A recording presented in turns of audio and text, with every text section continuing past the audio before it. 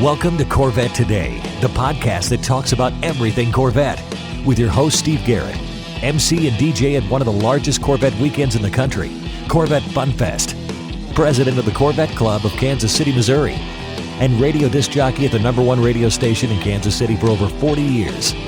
Here's Steve Garrett. Hey, thanks for listening to Corvette Today, the podcast that talks about everything Corvette. I'm your host, Steve Garrett. I appreciate you tuning in.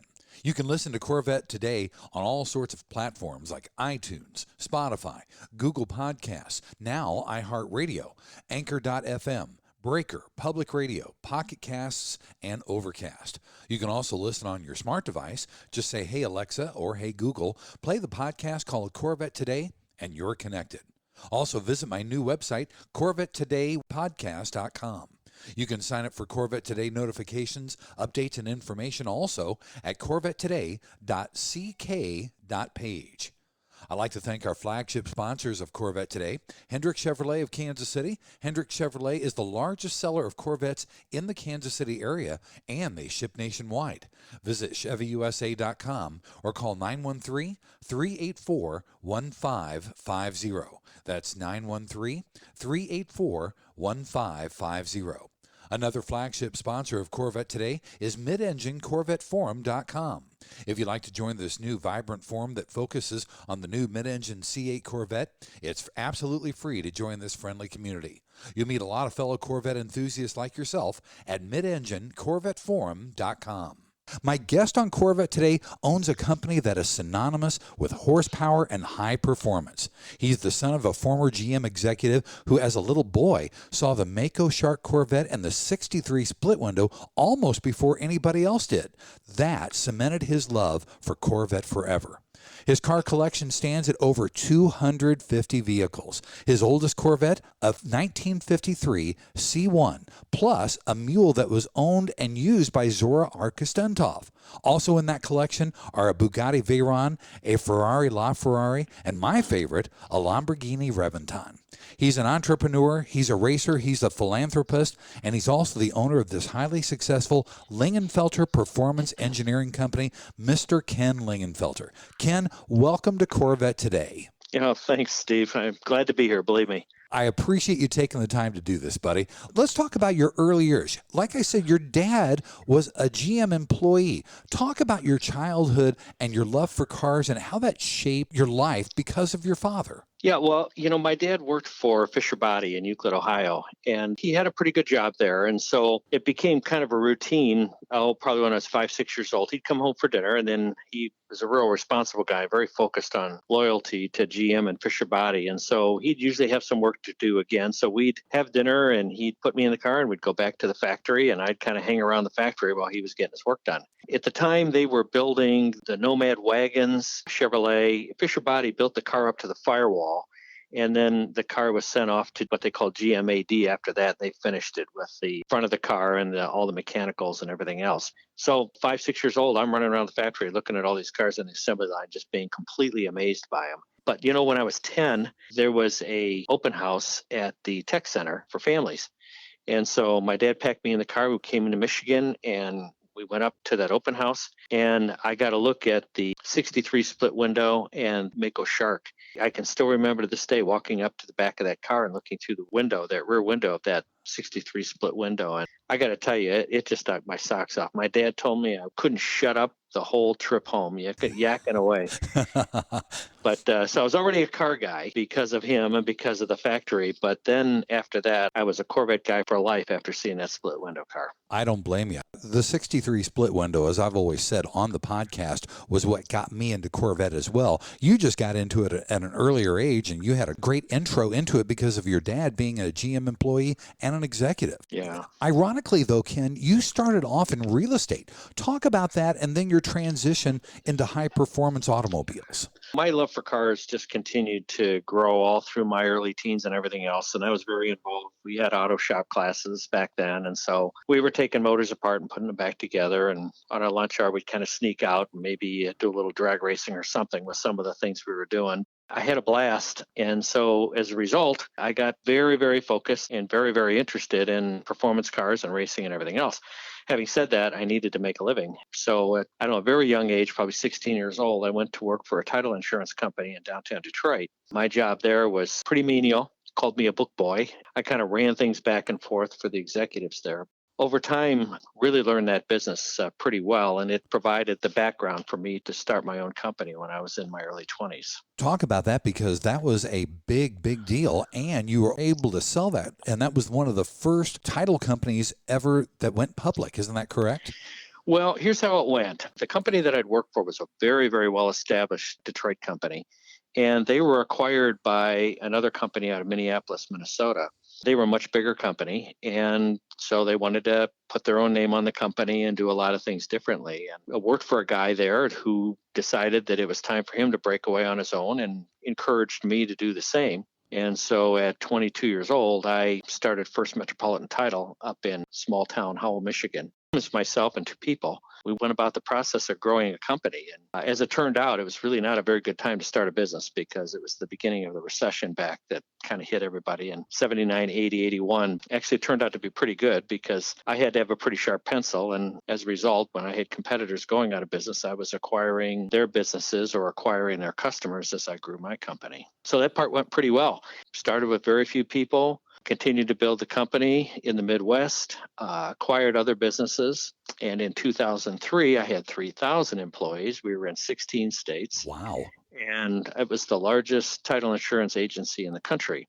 And as a result, the company was in a really good spot to be acquired by another very large public company. They acquired us, and I got on their board of directors, and it was just an amazing career, Steve. I faced every possible business thing I think you could ever encounter over those years, but had a blast building the business, raised my family during that period of time. But I have to tell you, I continued with the car thing, the racing, the engine building, all the fun stuff, all the great things that car guys do. And so whenever there was a free moment, that's where my focus was, and that was my passion. Sure. Well, it's amazing to hear that as a young 22-year-old, you got your own business started, and that probably gave you the opportunity to buy your first Corvette. Isn't that right? You know, I did. I acquired my first Corvette in 1977, and I got to tell you, I was still kind of rubbing nickels together with the business.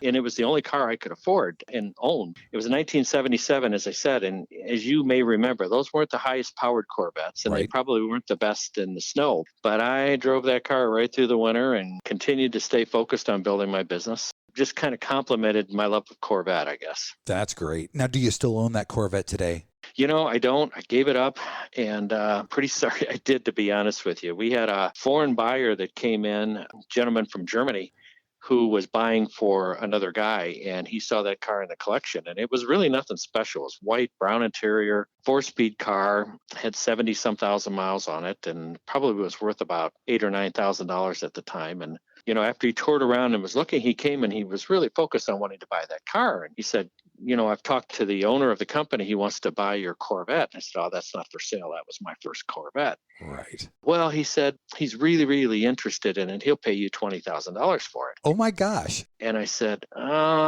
started to really think hard about that one. And I said, no. I said, it's just not for sale. I said, tell your owner I don't want to be rude to him, but it was my first Corvette.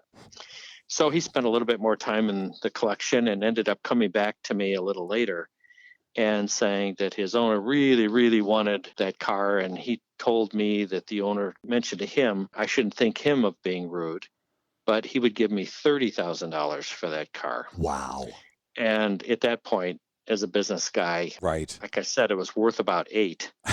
And so I sold it to him. I don't blame you. Yeah. I mean, what are you going to do in a situation like that? So You can always get another one, and you can get a bigger one. You can get a better one with more power and everything. yeah. Well, in those days too, you know, I was still building things and everything else. That was a lot of money. Sure. So anyway, I let it go. Was that the Corvette that got away, or is there one that maybe you've owned and you sold, but you wish you had back, or one that you want that you really love and you don't have in that collection? collection yet?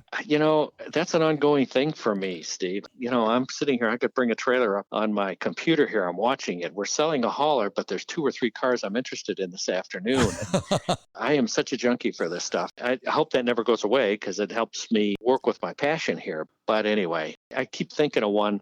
Do you remember Farrah Fawcett, who was in Charlie's Angels? Yeah. Sure. They had her Corvette for sale at Barrett-Jackson in Scottsdale about 4 years ago, I guess. And it'd been sitting in some barn somewhere. And I mean, it was in really, really awful shape. It was surprising because there were a lot of people that would walk by that car and say, "Who's Farrah Fawcett?" Oh, no. Which was pretty bizarre.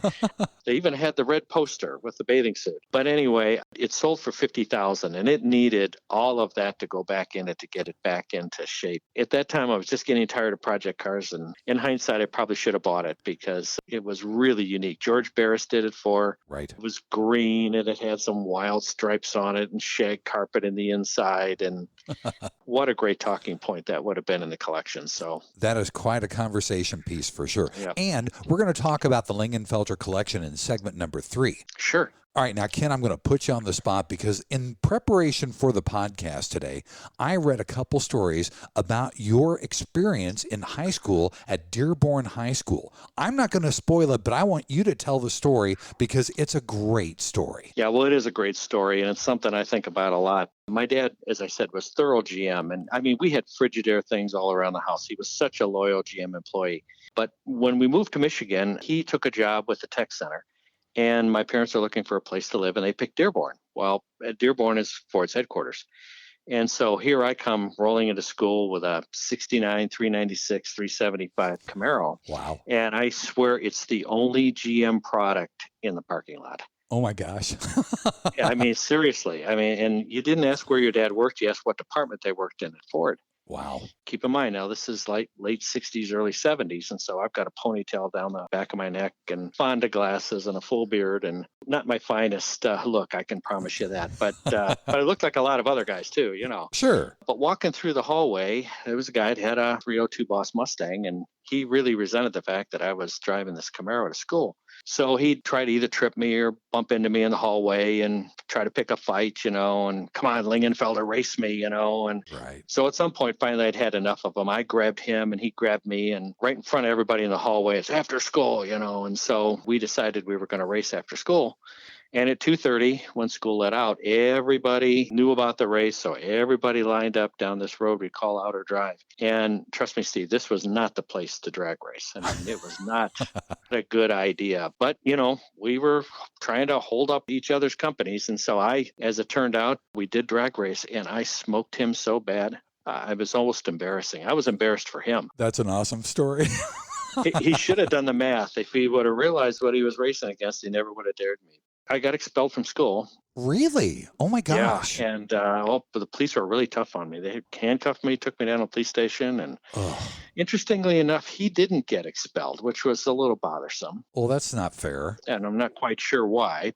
But my dad, after a very stern conversation, went to bat for me and did get me back into school. It took about 5 weeks. Wow. But I did, and I was able to graduate high school like everybody else did. Still, that's a great story. You had your moment of glory, and I would have taken it too, Ken. Yeah, well, it was quite an experience, let me tell you. Yeah, never been a blue oval guy. I've always been a bow tie guy, and that's a great story. Well, me as well. And again, I think a lot of it had to do with the loyalty that my dad had built up with General Motors. Yes. Coming up in segment number 2, we're going to focus a little bit more on Lingenfelter Performance Engineering on Corvette Today, the podcast. Hey, honey, are you awake? I am now. I can't sleep. Since turning 50, I keep dreaming of a red door and a blue door, somehow knowing there are only choices for retirement. Okay. Through the red door, we outlive our money. We have to rely on our kids. We're stuck on a fixed income. It's terrifying. Yeah, that would suck. But through the blue door, our money outlives us. We retire on our terms. Our kids stay our kids, not our caretakers. We make work optional. Yes, that's much better. That's what I want too. But what do we do? We call True Wealth & Company at 913-653-8783. They specialize in helping successful people make work optional. They're our fiduciary Blue Door personal wealth managers. Hey, where are you going? It's 3 a.m. I can't sleep. I'm going to check out True Wealth & Company online at retirewithtrue.com. That Blue Door is going to be our retirement. Now 913-653-8783. Visit us online at retirewithtrue.com. Investment advice offered through True Wealth & Company, LLC, a registered investment advisor in the state of Kansas. This is the Corvette Today podcast with Steve Garrett. Thanks for listening to Corvette Today, the podcast. I'm your host, Steve Garrett. My special guest, Ken Lingenfelter from Lingenfelter Performance Engineering. Ken, in this segment, let's talk a little bit more about the company. Your company was started by your cousin, John. Talk about how you got into the business and how you came about to own the business. So John was an amazing engineer. He started basically the engineering company in the early 70s, like 72. Basically, it was a small outfit. John knew a lot about creating horsepower and really cut his teeth on C4 Corvettes and Oldsmobile Cutlasses and 442s. And he'd grown that company and grown to be a pretty famous drag racer. I mean, there were a lot of people that knew how much experience John had and knew how good at racing he really was. And actually, he had the parts company, Summit Parts, as his sponsor in his drag racing days. Unfortunately, John always said that he thought he might kill himself doing this one day. And as a result, that's exactly what happened. In 2002, he had a horrendous drag racing crash in Pomona, California, and ended up dying from his injuries Christmas Day 2003. Oh. So it was a very sad situation. I mean, actually, John did recover partially from his injuries, but my understanding is there was a mistake made by the anesthesiologist and he died before he hit the table as they tried to operate, kind of help him out with further things. So insult to injury. But interestingly enough, Steve, it was the same year that I sold all my real estate related businesses to the public company. Wow. I sold my businesses December 15th, 2003, and John passed away on Christmas Day, 2003. So John had quite a legacy. Believe me, I don't know if I'll ever live up to John's fame and fortune, but we got an opportunity through John's brother, Charlie. John's brother kind of sought me out and hunted me down and knew that I was a car guy and realized that I was probably in a position to step in and take the business forward. And so some time passed on as things got organized for the company, but then I stepped in, bought the assets of the company and took it forward. Timing is everything, Ken, but you've done a wonderful, tremendous job in growing the company. Talk about the mission of Lingenfelter Performance Engineering and where you've taken it since those days when John owned the company. You know, it was interesting. It was a very small company back in those days. It was just one shop and, 20 plus employees. Now we're two shops. We have a shop still in Decatur, Indiana, the original shop, but we also have a shop in Wixom, Michigan. So we've continued to build performance cars and continued to stay loyal to General Motors. Just about everything we do in the shop are General Motors vehicles. We build engines for resto mods. We build performance cars for racing, for showing. Really kind of depends on what somebody wants to do. If they want to autocross, we go down one road. If they want to drag race, we go down another road. Or road race, then we've got other ideas for that. Or some guys just like to go to car shows and pop the hood and beat on their chest, with a Lingenfelter banner across the windshield. So we participated in any and all of that, and we're having a blast doing it. Corvette has always been our main product, but we work on Cadillac CTSV and Camaros and Blazers, and just about anything that's got something GM under the hood, we can make it go faster or make the car handle better. That's what I was going to ask you. Besides Corvette, what do you guys work on? And it's all GM, isn't it correct? It is all GM. We have done some work on some Chrysler products, and I have a hard time putting the Lingenfelter name on that. We own a number of other brands, companies that I acquired along the way to kind of complement the Lingenfelter business. Our friends and fans really think a lot of our brand, and for me to put a Lingenfelter banner on a Mustang, I think our friends and fans might want to come and tar and feather me or something. So there's still a lot of push between, you're either a Mopar guy or a Ford guy or a Chevy guy. And we chose really pretty much to stay with GM products. So. And besides the high performance options, you do have crate engines. You got parts and exhaust. Mm-hmm. You offer full packages. Give us a little bit of an overview of that, because that's really, really important and very particular. Well, being part of the aftermarket, we all kind of depend on each other. And so we have the supercharger companies we work with. They look to us to help them develop their products. So they'll develop something and get our opinion on it, and we'll put it on a car, and then we'll test it for them, and then we'll give them feedback. And that not only goes with superchargers, with twin turbos, with exhaust systems, with heads and pistons and everything else. The aftermarket community works together quite a bit in order to just get the latest and greatest out to customers. So we're really a 50% parts company. We engineer our own parts. We go to SEMA every year and show off our latest and greatest, whether it be new injectors or something new with a supercharger or some new combination between heads and the block and the pistons and everything else. And, these days, 1,000 horsepower is kind of what our customers are looking for. Right. So C7 Corvette was an amazing product and gave us lots of opportunity through that direct injection engine to make a lot of horsepower. So we're pretty happy with what we've been able to do that way, and we continue to do it. And I was going to ask you about that because with the full package options that you have for Corvette, you've really created a lot of horsepower. Talk about those full packages that you offer for C7 and tell us what you're working on for the C8 as well. Well, I can do that. The LT1, we were actually a little concerned when General Motors went injection engines rather than the typical LS engines. And as a result, we knew they were putting the injected engines in the pickup trucks initially. So we got ourselves a couple of Silverados. We knew that was going to be the motor that was going to end up in the Corvette. I mean, we just tore into them and got most, if not all, our engineering done before the C7 Corvette came out. Outside a little bit of some teasing we got from people wondering why we were at the drag strip with pickup trucks.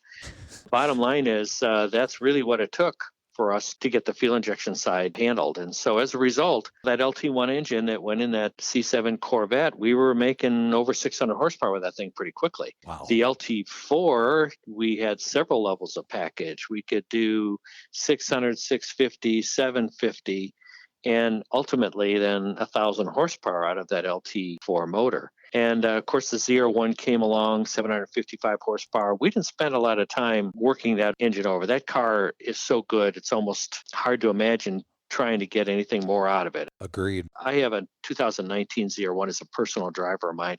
My colors have always been white with red. It's got the big wing on it and everything else. And I have to tell you, Steve, I'm enchanted with that car. I can take it anywhere. Unlike the Lamborghini or a Ferrari or something might be here in the collection, I'm truly, truly in love with that car and enjoy every minute I am behind the wheel. Ken, I've seen that at Corvette Fun Fest, being the MC and the DJ at Corvette Fun Fest. I've seen that car there, sat in the car, and absolutely love the color, the spec, the whole 9 yards. And I agree with you. It's almost like a perfect Corvette. Well, it's got a manual transmission too, and I've always been a manual kind of guy. So That car just checks off all the boxes for me. But now we have C8. Yes. So as a result, we went to work on that right away as well.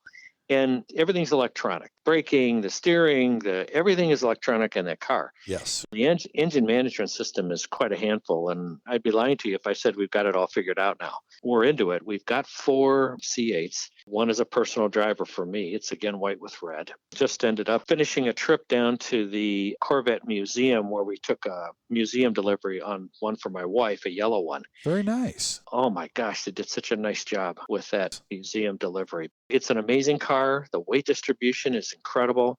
I have some experience with the Ferraris and the Porsches and other things that we have driven, and bang for the buck is huge. Corvette's always been an amazing bang for the buck, but this car, it's just the best.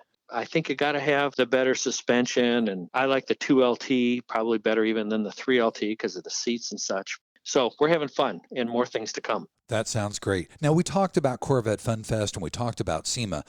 Outside of a pandemic and in a more perfect world, Ken, where does Lingenfelter Performance Engineering exhibit? I've made a lot of friends in the Corvette world over the years, and of late, what I've been doing a lot of is I've been speaking at anniversary for Corvette clubs, anniversary parties. I was just one for the Fort Wayne, Indiana club about a week and a half ago. They celebrated their 50th anniversary. And those clubs have shows, and I try my best to get to as many Corvette shows around the country as possible. I'm always a mainstay at the Barrett-Jackson auctions. I've done some seminars for them regarding collecting cars, made a lot of friends there over the years, and done some charity things, worked on some of the cars that have been part of the charity programs there. Dana Meekum and I are good buddies. Dana has an amazing auction company, and I try to get to as many of those as possible. So really, to be very honest with you, my life is very full of travel into some great shows. For somebody who's as passionate about this stuff as I am, it works out pretty well. Well, I'll tell you what, I don't know if you know this, but I had John Craman Dana Meekham's TV host for all the auctions on Corvette Today, and his stories are just amazing. Oh, I know. He talked about all the cars and all the Corvettes that have been auctioned off, what he owns and things like that. And also, Ken, I am the president of the Corvette Club of Kansas City, Missouri. How about that? As a matter of fact, on July 24th, we celebrated our 60th anniversary. Wow, how about that? Very cool. Congrats. Thank you. So maybe when we get back to normal, I can have you come to Kansas City and you can speak at our meetings. I'd love to. I've got some video I can show you, some of our racing. We race with the Optima Ultimate Streetcar Challenge. We've got a guy we work with that does drifting. If you would have told me 5 years ago we'd be supplying motors to the drifting group, I would have said you're crazy. But it's a very growing part of racing. There's so much there to talk about. And I've got some video and lots of great car guy noise and everything else. I think your guys would really like it. We'd love to have you, Ken. As soon as we get back to normal, we literally have not had a group meeting. We've had Zoom meetings here for the last 3 months. So once we get back to having regular meetings, I want to have you come to Kansas City and speak to everybody. We have over 250 members, so it'll be a packed house. Yeah, let's make sure we get that done. Absolutely. I've got some friends there also. I think there are a number of people in your club I know, so that would be great. Terrific. Well, in segment number 3, we're going to talk, and this is my favorite segment. I can't wait to get to it. We're going to talk about the Lingenfelter Collection. The Lingenfelter Collection has over 250 cars, and we'll talk about that in segment number 3 of Corvette Today, the podcast. Fact. According to the March of Dimes, 40,000 babies are born each year in the United States with heart defects. At Athletic Testing Solutions, we take that, well, to heart.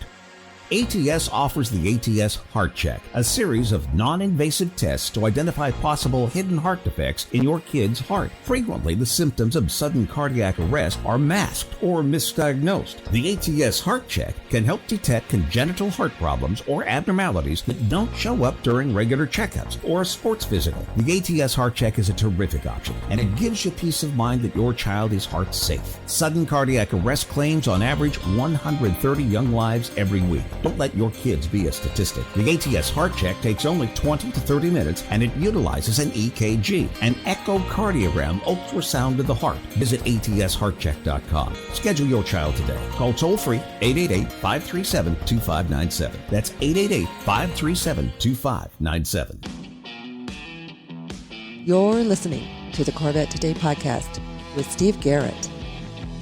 Thanks again for listening to Corvette Today. I'm your host, Steve Garrett. My special guest today, Ken Lingenfelter. And this is the segment I've been wanting to talk about and get to as fast as possible because we're going to talk about the Lingenfelter Collection. This is a collection of over 250 cars. And one of my favorites is in there, and I'm sure we'll get to talk about it. But Ken, talk about overall the collection right now. How many are there and what is in the forefront and what do you do about keeping the collection fresh? What's interesting, Steve, is over the years, there were a lot of cars that came out and I wanted them all, but, really couldn't afford them. Rubbing nickels together to build a business and raise my family and things of that nature. But when I sold all my businesses, the first set of businesses, I had a little extra change in my pocket and I got an opportunity to buy some of the cars that I really wanted. And, started out with a building that I bought and I had probably about 20,000 square feet of room to put cars in. And so when I saw something I really liked, I bought it and got a chance to enjoy it and try it out and see if it lived up to what I thought it did. And so over time, then I decided I needed to put an addition on the building because it would just get a little tight. So I added some more and we've got probably between 45 and 50,000 square feet right now. And I'll never forget when I finished it, I told myself, I will never fill this place up. And let me tell you something, it's full and probably way too full right now. It's about 30% muscle cars, about 30% exotics, and the rest are Corvettes and some of my old race cars and John Lingenfelter's race cars and cars we set records with. We've got the Blue Angels Corvette. Oh. We actually raced the Blue Angels jet team on the quarter mile. Right. And we smoked them on the quarter mile, but they kind of caught up with us after that. But what was fun about that whole thing is we kind of developed a relationship with those guys. And I have to tell you, they are the nicest, most generous, wonderful people to be around. They do air shows south of us here at an airport. And when it's every other year, when they come up, we do our best to have them up to the collection for a dinner, and we'll have their guys, their mechanics and everything else. We often politely play the video where we smoked them on the quarter mile, but just to rub it in a little bit, right? yeah, but it's all in fun. But I have to tell you, there are probably 75 Corvettes back there right now. They're the 250. And there are some really great Corvettes people would recognize. There's some pretty wild ones, right down to the point where I've had people come in and kind of put their arm around me or walk up to me with their arm around me and ask me if maybe I was smoking something or had a few too many brewskis when I bought that car. But, there were so many things, for example, you could do with C3 Corvettes. They were already kind of a wild look to them. We've got a Corvette back there called a Cabalista, and it was built by Les Dunham, designed and built by Les Dunham. He's the guy that built the Eldorados for the movies Shaft and Superfly. Wow. He got a lot of acclaim and pats on the back for those cars. But this Corvette, there were only 50 of them done. I think there might be 2 left. It's pretty wild. It's amazing because, obviously I hang around with a lot of car guys. But I do have some non-car guy friends, and when they see that, they kind of ask me if maybe I need a little psychiatric help or something. There's a lot of great Corvettes back there, and that's a lot of what we have fun with. So let me tell you, though, that what happened is we got all these great cars, and, we'd have a car club over now and again, and my wife, Kristen, said to me, we should try to see if we can do something with this. So we got the cars arranged, as I said, 30%, 30%, 30%. We have a thriving specialty and apparel business. And we decided we would do charity fundraisers only.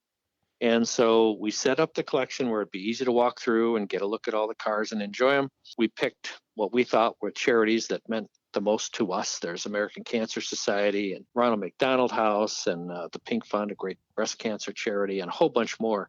And we started just opening for just charity events. I have to tell you, the model has worked out amazingly well. We don't sell tickets. Typically, people make a donation at the door, and our deal for the American Cancer Society will typically have 4,000 to 5,000 people through the collection on that day. Wow. And our breast cancer event also, breast cancer's touched so many people. And that's another one, 4,000 or 5,000 people. And we always do it in October because that's Breast Cancer Awareness Month. The process and the thought and the execution of these things for charity fundraisers has worked out so well. That's really wonderful. All of them are great charities to donate to as well.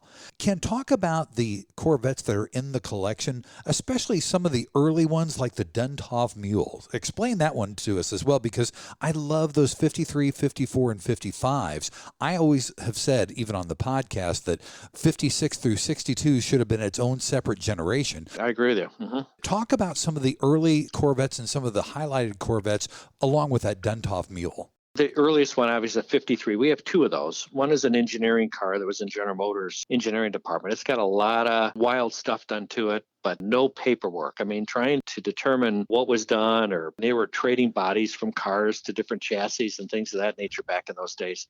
This one's got dual quads on it, which makes it really wild, and it's got a manual transmission in it. But one of the real unique ones is a supercharged 53 Corvette. And the supercharger adds a whole 10 horsepower to that Blue Flame 6-cylinder engine. So not a lot of power, but Kelsey Hayes wheels on it, wide whites. There were 2 of them built, and they were referred to as the twins, and we've got one of them. I have no idea whether the other one still exists or not. There's a 54 styling car there.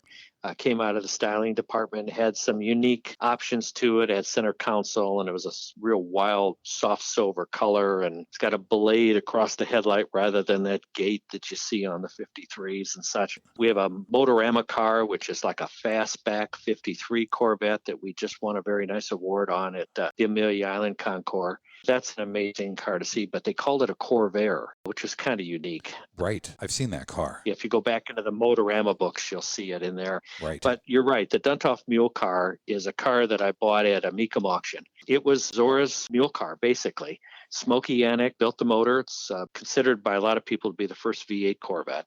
White, it's got a wild wing that goes from the back of the headrest all the way to the back of the car. We took it to Bloomington Gold, and it got an award there, became part of the Great Hall, and that means it's one of the 50 most significant Corvettes ever built. Right. But we've done video with that, TV with it. It's been to museums all over the country. It was just at the Audran Museum last year for about 6 months, along with 12 cars from the GM Heritage Center.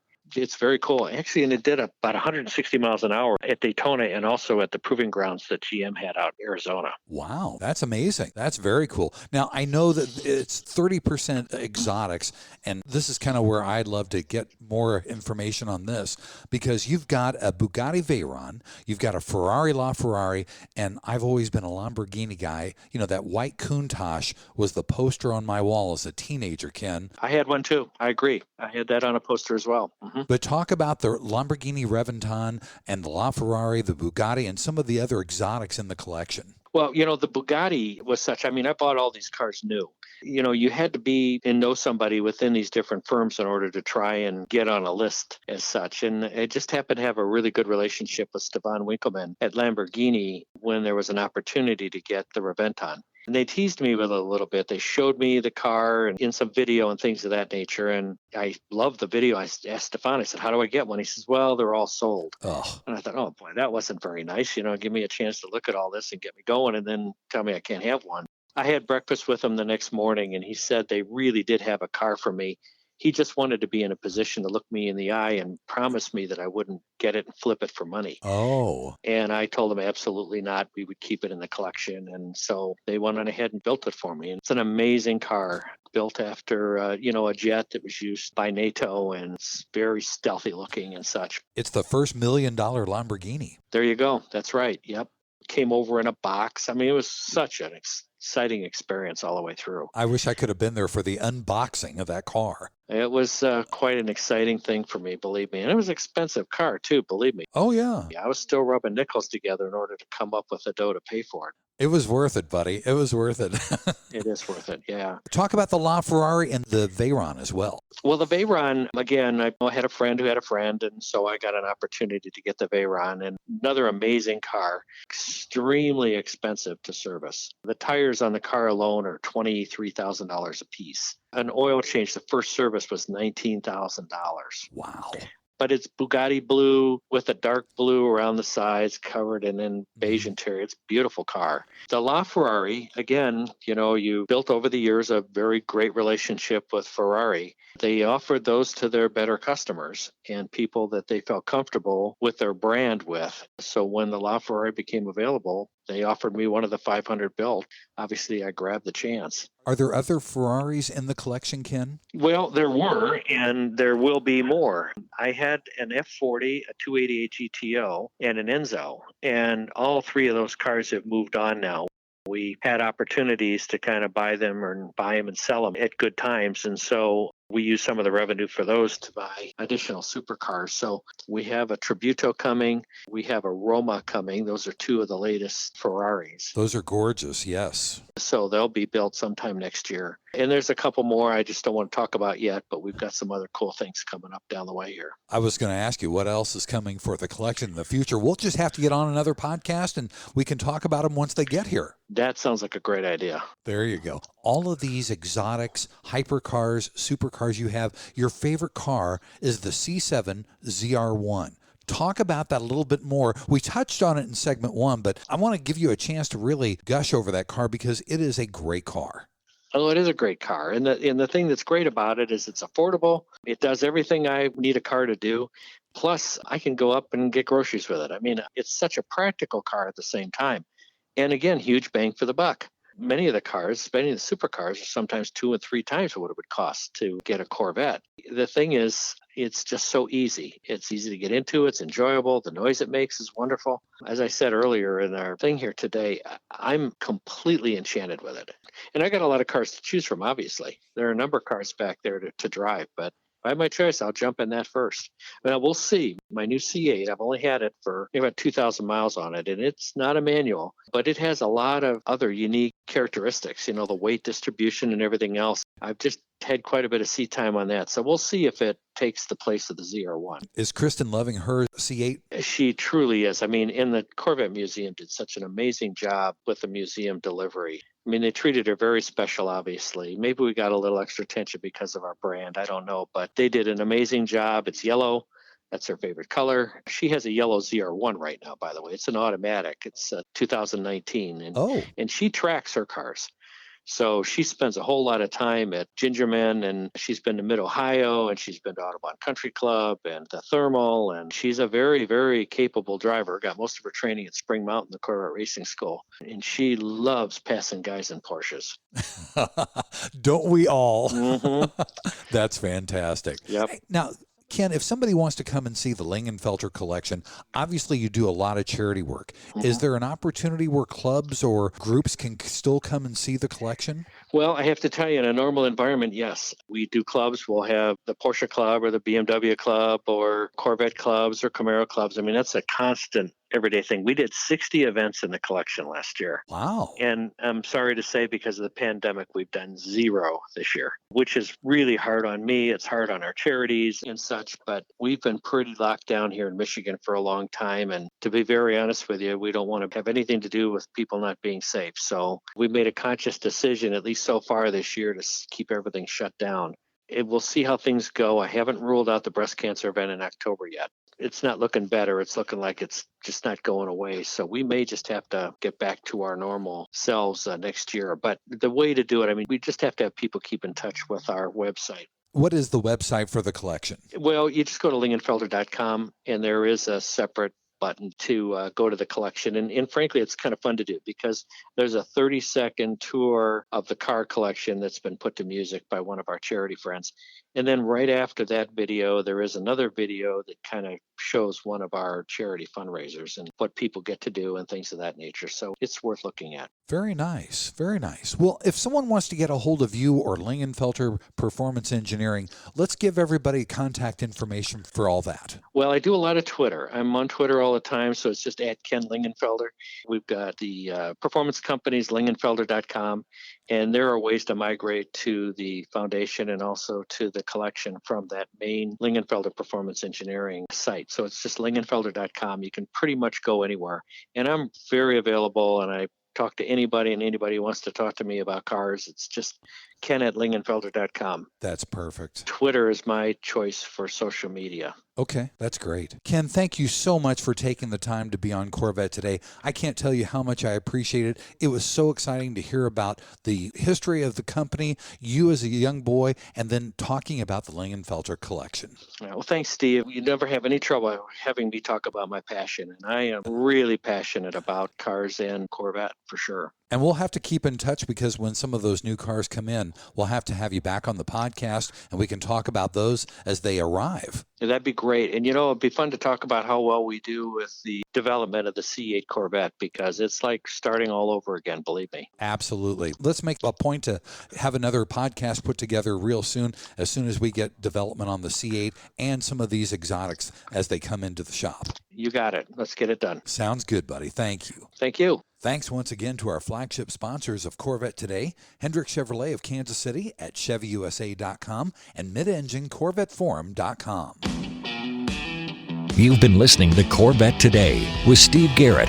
If you'd like to contact Steve with any thoughts on the podcast or ideas for guests on Corvette Today, you can email him at stevegarrettdj@gmail.com. That's stevegarrettdj@gmail.com. Garrett has 2 R's and 2 T's. Or connect with Steve on social media on Facebook, Twitter, or Instagram using @SteveGarrettDJ. Thanks again for listening to Corvette Today.